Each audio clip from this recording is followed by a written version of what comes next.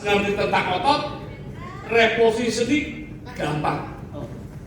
Sebenarnya kalau kita udah tahu ototnya kemana, sendi itu kan hanya dikendorkan saja, dibalikin. Yang penting dasarnya adalah squat massage. Kalau teman-teman nggak ngerti squat massage, sendi itu nanti jadi ngaco, larinya kemana. Setelah squat massage ngerti, reposisi itu gampang banget. Karena semua otot yang sudah dikendorkan, sendi tinggal balikin, kira-kira begitu. Ya, oke. Kita masuk ke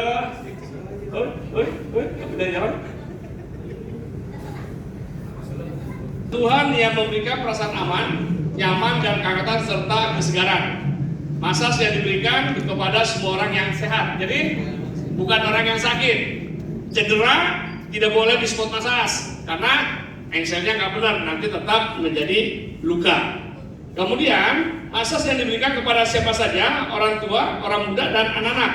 Hanya tekanan. Jadi teman-teman mesti lihat nih, wah dia atlet badannya gede, kalau pelan-pelan nggak terasa, mesti lebih pressure. Anak kecil jangan ditekan kayak atlet, habis disesuaikan. Apalagi orang tua. Jadi yang perlu diketahui sama teman-teman bahwa massage ini yang dipijit adalah otot.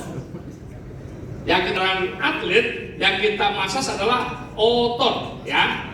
Baik. Nah, pria maupun wanita. Kita mijit orang sih bebas sebenarnya, cuma kadang-kadang etika kami di pelatnas itu yang laki-laki sama laki-laki, perempuan sama perempuan. Kecuali ada permintaan dari atlet cewek minta ke kita, mungkin yang mesurnya perempuan mungkin kurang power, sedangkan dia sedangkan yang keras, boleh saja. Cuman kalau bagian-bagian yang sensitif harus ada saksi. Jangan mau gitu, oh sama saya aja, nggak boleh, mentang-mentang montok gitu ya nggak boleh, ya takutnya salah persepsi. Masuk ke betis, di gastropnya. Kenapa kita masuk dari paha? Pertama, kita bongkar melancarkan perandarannya dulu, karena di sini ada klepnya, di belakang lutut itu ada klep. Jadi nanti saya kasih tahu klep mana yang mesti dibuka. Setelah yang atas kebongkar, baru kita masuk yang bawah. Begitu klepnya kita buka, darahnya langsung top share, langsung ke atas. Yes. Habis itu masuk ke dia punya tumit dan pantat, selesai satu kaki, pindah kaki yang kiri. Habis itu masuk ke pantat. Habis pantat kanan, pantat yang kiri. Demikian juga dia punya bahu dari atas semuanya ekurase, tapi pertama kita bongkar yang atas dulu, yang kanan, selesai baru orang yang pindah ke kanan, baru main yang kiri. Habis itu lengan yang kanan, lengan yang kiri. Demikian juga sebaliknya, kita mulai paha yang depan dari yang kanan dulu. Habis itu tungkai bawah, dia punya metatarsal, selesai satu kaki baru yang kiri. Bagian perut dan dada tidak usah. Perut dan dada tidak usah apa? Jarang orang kita mau perutnya diubek-ubek, termasuk dada, kecuali ada permintaan karena kesikut, gitu ya. Oke, sampai sini aman? Baik. Kemudian kita balik dulu ke bagian otot. Selalu kita massage itu harus ke arah jantung. Yes. Dengan catatan lihat otot paha ini ruasnya ke atas ya. Berarti kita dorong ke atas ke arah jantung. Demikian juga betis gastropnya. Ini semuanya ke atas. Nah, yang beda si pantat. Lihat ruasnya dia ke dalam, bukan ke atas. Jadi waktu masasnya jangan ke atas pantat nih. Nah, dari sini. Nah, mengikuti ruas ototnya. Kalau tidak diikuti ototnya, makanya beberapa teman-teman kalau masas di tradisional masas, besoknya pegel-pegel, jarem, karena ini dia tidak ngikutin kontur ototnya, kira-kira begitu. Makanya atlet dilarang dimasas di masas tradisional. Bukan tidak boleh, tetapi akibatnya banyak yang badannya malah gak enak. Sedangkan besok dia mau latihan yang lebih berat. Oke? Nah, kemudian dari punggung, memang awalnya kita ke atas, ya, tetapi intinya dia mesti keluar ke samping, ya, ruasnya ke sini nih. Dari tengah dia ke sini, makanya banyak gerakan Walton bagian samping. Kemudian di atas trapeziusnya lihat juga sama nih, dia ke atas, dari tengah ke luar. Nah, selain itu dia punya leher dari atas ke bawah. Ini ruasnya begitu. ruas ototnya demikian, dari atas turun ke situ, berbeda-beda. Itu yang harus kita perhatikan di dalam massage. Oke, aman ya. Kemudian depannya juga demikian, ruas-ruas otot ke atas, yes. Kalau dada nanti dari tengah ke samping, efurasenya ke sini, efurasenya, bukan ke sini, bukan begini-begini, jangan, udah nggak boleh, ya bahaya. Nah kemudian nanti juga teknik perut yang susah BAB, turun bro sama vitalitas, mungkin besok materinya, karena kan habisnya mungkin besok. Nah yang ini di dalam spot massage kita hindari. Kenapa? Itu jarang orang mau, kecuali ada permintaan. Wah saya susah BAB nih, atau keras nih. Nah itu kita bongkar nantinya. Oke, nanti kemudian bagian leher juga demikian. Ini ada sternoid. Buat teman-teman kalau nanti yang cedera lehernya masih nggak enak, nah berarti kita ambil sternoidnya, dicolek-colek. Karena biasanya di sini terjadi kekakuan. Ya, yang steroidnya. Makanya diminta sama teman-teman kalau ada yang kliennya masalah di sini, masalah lengket, bilang setiap malam dia tidak boleh lagi makan yang manis-manis karena ada pelengketan. Tanpa disadari itu lumbar, kira-kira begitu. Dan diharapkan dia minum air hangat, kira-kira gitu ya. Oke, sampai sini aman?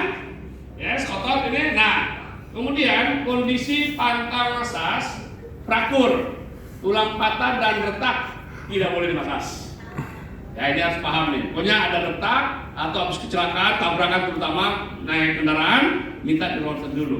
Kalau ada retak jangan dimassage. Karena kalau sudah retak kita tekan malah patah, kita disalahin. Kita bisa dituntut.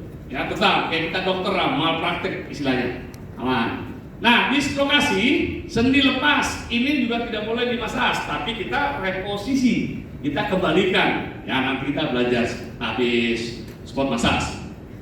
Varian pendarahan yang luka terbuka itu nggak boleh dimassage karena makin dipijat makin kebuka lukanya, nggak boleh, tunggu kering dulu. Kemudian luxatio, daging sendi. Nah luxatio ini biasanya sudah 8 bulan ke atas membentuk otot baru. Seumpama nih ini tasnya mangkok, kemudian ininya bonggolnya, nah begini. Kalau sudah lepas keluar dari bonggolnya selama 1 tahun, ini nanti tumbuh daging, namanya luxatio. Biasanya kalau ke dokter ini mesti dikerok dulu, dikerok kosong baru dimasukin bonggolnya. Oke, begini, gitu ya. Nah itu biasanya setahun dari segera dikembalikan bonggolnya nih, dikangkut femurnya nih, namanya dia nggak bisa masuk lagi karena tumbuh daging. Yes. Nah kemudian ini tumor, daging tumbuh, nah ini nggak bisa dimassage. Demam, teman-teman, ingat kalau terutama anak kecil kita pegang, hangat nih. Nah tanya dulu, ini sudah hari keberapa? Kalau hari pertama sama kedua tidak boleh dimassage. Karena semakin kita gosok, efurase, dia makin panas. Kalau sampai otaknya kena panas tinggi, dia bisa step. Nah kasihan, anaknya tumbuh layu sebelum berkembang, itu kasihan. Sebaiknya jangan hanya demi 100.000 anak orang step, wah jangan, ya kasihan. Tunggu aja dia sudah turun panasnya baru dimassage. Walaupun emaknya mohon tolong pak dipijit, jangan. Mendingan kasih orang lain daripada kita nanti yang kena tuntutan. Ya. Kemudian disentri, mules-mules, jangan dimassage. Makin moncong dia, kecuali lagi Kalau perempuan lagi boleh. Cuma kadang-kadang di hari pertama nyeri badannya, nggak mau dimassage di hari pertama. Mungkin di hari kedua, ketiga, supaya dia cepat bersih. Kalau laki-laki nggak merasakan, biarin aja, jangan diceritain. Kemudian pregnant, mengandung. Begitu istri-istri hamil 3 bulan awal tidak boleh dimassage. Wah, saya terlambat 1 bulan nih. Ah, itu udah nggak boleh dimassage tuh. Karena si zigot itu baru nempel di rahim. Rahim itu seperti handuk, seperti babat. Pernah makan babat? Nah itu kayak begitu. Si zigot baru nempel, belum berakar. Jadi setelah 4 bulan, 5 bulan, 6 bulan boleh dimassage. 7 bulan lagi nggak boleh lagi, karena masih dianggap prematur. Ini bahaya. Tapi lebih amannya jangan. Mendingan jangan kalau ada orang begini, kalau nggak usah dimassage deh. Kecuali dia pegel-pegel, pijit-pijit boleh. Aman ya? Aman. Kalau ada bertanya, oke. Ada bertanya, tapak teman, friction, walken, dan terakhir stroking. Kita sudah belajar yang di September? Siapa yang belum? Saya belum. Belum. Kalau belum jangan pasangan sama berdua nih. Repot. Sekarang Jakarta kalau